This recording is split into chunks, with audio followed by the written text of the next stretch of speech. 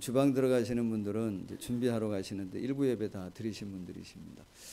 자, 여러분 오늘은 성가대 통해서 은혜를 많이 받으셨기 때문에 저는 짧게 두 가지만 정말 짧게 말씀을 나누도록 하겠습니다. 한 주간 동안 이 부활에 관계되어지는 고난에 관계되어지는 말씀을 하도 많이 나눠가지고 뭘 나눴는지 저도 잘 정리가 안 될 만큼 오늘 이제 요한복음 21장 읽었던 5절과 7절 말씀, 요한복음 전체를 읽으면서 21장을 읽으면서 하나님 제게 주셨던 두 가지 마음을 좀 나누고 싶습니다. 하나는 뭐냐면 여러분 축복이 뭔지, 여러분 예수 믿는 사람에게 주어지는 축복이 뭐라고 생각하십니까? 그 복에 대해서 이게 하나님께서 우리에게 주시는 축복이구나, 이거를 요한복음 21장 지금 이 말씀을 좀 보면서 그런 마음의 감동을 좀 받은 것이 있습니다. 여러분 세상에서는 대부분 복이라고 하면 오래 사는, 장수하는 거, 부유한 거, 건강한 거 등등 이런 것입니다. 물론 우리에게도 하나님께서 우리에게도 동일하게 그런 장수의 복, 또 부유의 복, 또 건강의 복, 평강의 복 이런 복들을 우리에게 주실 줄로 믿어요. 근데 그것보다도 정말 예수 믿는 사람, 하나님을 믿고 부활하신 예수님을 믿음으로 그 주님을 신뢰하고 인정하고 그 생명 가운데 살아가는 사람들이 얻을 수 있는 가장 큰 축복이 뭔가? 뭐라고 생각하십니까? 여러분 복 받은 사람이세요? 아니면 복 안 받은 사람이세요? 저는 예수 믿는 사람들에게 가장 큰 축복이 뭐냐면 오늘 이 말씀을 보면서 이런 생각을 좀 가졌습니다. 5절에 예수께서 이르시되 얘들아 너희에게 고기가 있느냐, 이렇게 물어보시면서 예수님께서 제자들에게 뭐 했다는 거예요? 찾아오셨다는 겁니다. 이게 몇 번째 찾아온 건가요? 지금 부활하신 이후에 몇 번째 지금 찾아오신 겁니까? 14절에 한번 보시면 몇 번째라고 얘기하냐면 이것은 예수께서 죽은 자 가운데서 살아나신 후에 몇 번째로, 세 번째로 찾아오셨다 그랬어요. 왜 세 번째입니까? 무슨 의미가 있을까요? 가위바위보를 해도 몇 번 해야 돼요? 세 번, 3-4번 해야 되잖아요. 왜 3-4번 합니까? 그래도 한 3번 정도는 해야 승패에 대해서 인정하기 때문에 한 3번 하는 거래요. 그런 의미로 3번 찾아온 건 아니겠습니다만은 저는 이 말씀을 보면서 어떤 생각을 좀 가졌냐면 정말 하나님을 믿는 우리에게 있어서 가장 큰 축복이 있다고 한다면 그게 뭐냐? 예수님의 우리 인생 가운데 뭐 하냐면 찾아오신다. 말씀하신다. 찾아오신다. 여러분 세상에서는 대부분 뭐보다 뭐를 소중하게 여기냐면 관계보다는 가치를 더 소중하게 여기는 것 같아요. 가치가 없다고 생각하면 관계를 뭐 하냐면 잘 유지해 가지 않아요. 가치를 쓸모가 있다고 생각하면 관계를 유지해 가지만 가치가 없다고 생각하면 그 사람, 그 관계 자체를 무시하고 인정하지 않고 때로는 뭐 하냐면 그냥 버리기도 합니다. 부모도 자녀가 어떤 자녀 되어지기를 원하냐면 쓸모 있는, 가치 있는 자녀가 되어지기를 바라고요. 자녀도 부모가 어떻게 되어지기를 바라냐면 좋은 부모, 쓸모 있는, 가치 있는 부모가 되어지기를 바라는 거예요. 여러분 어떻습니까? 여러분 쓸모 있는 인생이세요? 여러분 가치 있는 사람들입니까? 여러분 가정에서 부모의 역할, 자녀의 역할, 사회에서 여러분의 어떤 살아가는 삶의 여러 영역에서의 역할에 저는 얼마나 쓸모 있고 가치 있는 사람이라고 스스로 생각하십니다. 다른 사람이 그 가치에 대해서 나를 인정해 주지 않고 무시할 때 우리는 깊은 뭐를 받을 때가 많냐면 상처와 아픔을 가질 때가 참 많습니다. 그런 측면에서 보면 지금 이 베드로라고 하는 사람은 쓸모 있는 사람이에요? 그렇지 않습니다. 그냥 세상적인 어떤 관점에서 보면 베드로라고 하는 사람은 그 이전에도 그렇게 뭔가를 가치를 많이 부여할 만한 배경이나 어떤 것을 이루었거나 성공했거나 그런 위치에 있었던 사람은 아닌 것 같아요. 더군다나 오늘의 이 상황 가운데에서 보면은 베드로라고 하는 사람은 인생 가운데 가장 어떤 상황이에요? 정말 수치스러운, 가장 후회스러운, 가장 어려운 상황. 예수님 다시 사셨다는 소리를 듣고 누가 가장 당황했다고 저는 생각하냐면 베드로가 당황했을 거라고 생각해요. 3번 찾아오셨어요. 그 베드로를 향해서. 여러분, 베드로가 모든 사람들이 다 주를 버릴지라도 나는 주님을 버리지 않겠습니다. 큰 소리 쳤던, 호언장담했던 사람이 누구냐면 베드로입니다. 근데 예수님이 몇 번 부인하냐면 3번 부인합니다. 그걸 예수님이 기억하고 의도하시고 3번 찾아오셨는지는 모르겠지만 베드로 입장에서는 3번, 1번, 2번, 3번 찾아오는 것이 베드로 입장에서는 뭐가 있는 것이냐면 의미가 있다고 생각이 들어요. 한 번 오고 또 한 번 오시고 또 한 번 올 때마다 베드로가 느끼는 게 있어요. 깨닫는 게 있습니다. 그게 뭐냐면 예수님 마음 안에 있는 진정성. 그래서 뭐를 느끼냐면 이분은 정말 나를 버리지 않으셨구나. 이분은 나를 용서하시는구나. 이분은 나를 포기하지 않는구나. 나 같은 정말 쓸모없고 어떻게 보면 가장 힘들고 후회스러운 내 말로 그렇게 지키지 못했던 나인데 그런 나를 잊지 아니하시고 찾아주셨다는 거예요. 사랑하는 성도 여러분, 저는 예수님을 믿는 자에게 주시는 가장 큰 축복이 뭐냐면 우리의 인생길에 이 주님이 찾아오신다는 거예요. 언제 찾아오십니까? 우리 아까 찬양했지만 우리가 완전하기 때문에 찾아와 주시는 거 아니에요.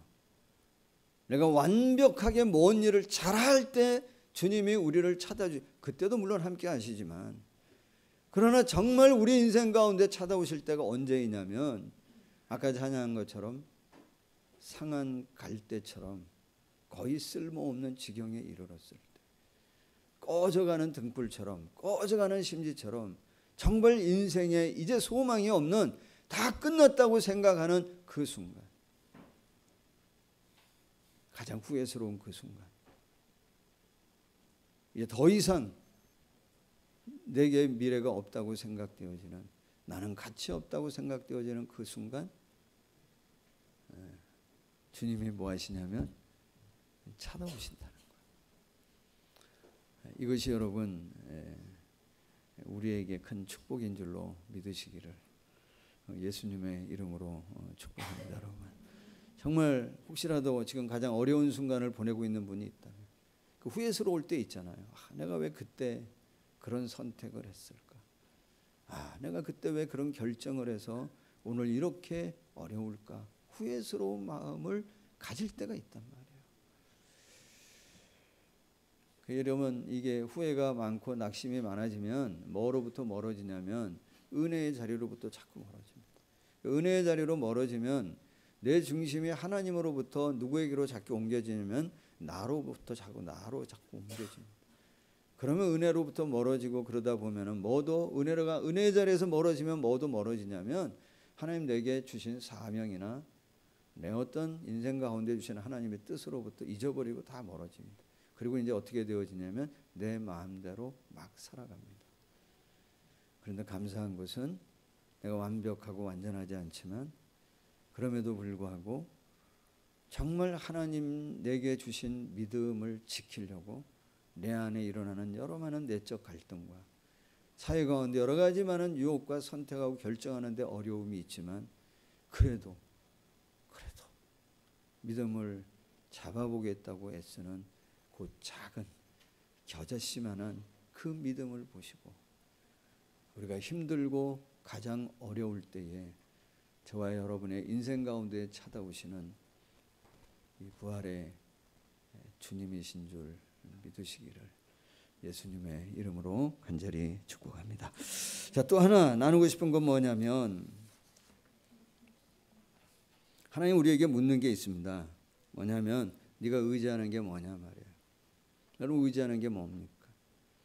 지금 여러분 베드로가 어디에 있을 때 누가 찾아오죠? 뭐 하고 있을 때 지금 찾아옵니까? 베드로가 지금 배에서 고기를 잡으려고 할 때, 배에서 그물을 잡고 있을 때 예수님께서 베드로에게 지금 찾아오십니다. 저는 이게 의미 있다고 생각해요. 왜냐하면 마태, 마가, 누가 모든 복음서에 보면 예수님이 베드로를 만나서 사명을 주실 때 만나는 장면에서 내가 너로 사람 낚는 어부가 되게 하리라 말씀하십니다. 그때 모든 복음서에서 공통적으로 나오는 이야기가 뭐냐면 그때 베드로가 뭐와 뭐를 버리고 배와 그물을 버리고, 마태복음인가에는 뭐라고 표현했냐면 다른 데는 아버지까지 버리고 모든 것을 다 버리고 누구를 쫓았다 그랬냐면 예수님을 쫓았다. 부모를 내팽개치라는 게 아니에요. 부모를 의지 삼은 그 어떤 배경을 의지 삼고 있었던 의지했던 그것을 다 내려놓고 누구를 따라야 되는 거죠? 예수 그리스도를 의지하였다는. 근데 지금 어디로 가 있나요? 다시 배에 가 있어요. 다시 그물을 잡고 있어요.